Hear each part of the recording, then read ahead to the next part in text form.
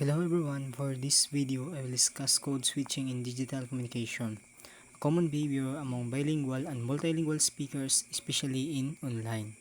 Next is what is code switching. So code switching means switching between two or more languages within a single conversation.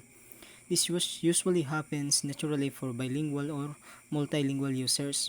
We often see this in online communication such as messaging, group chats, online games, and social media posts.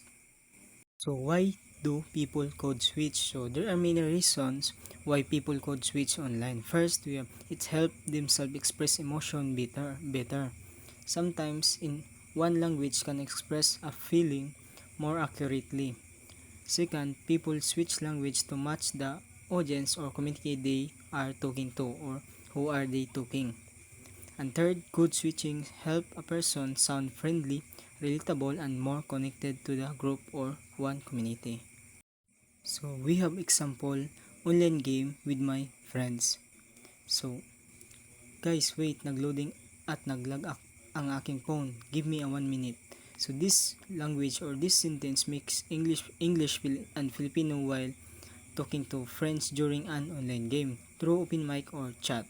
This show how natural it is for bilingual users to shift languages depending on the situation. So we have CMC theory, communication accommodation theory by Giles 1973. According to this theory, people adjust their language depending on who they are communicating with or who they are talking. In digital communication, code switching is a form of accommodation. We switch languages to match our audience, to sound friendly, and to show our identity. By mixing language, users build comfortable connection and a sense of belonging. So next is conclusion. So overall, code switching matters because it makes communication more natural and it helps build connection with others and creates smooth communication and more meaningful conversation.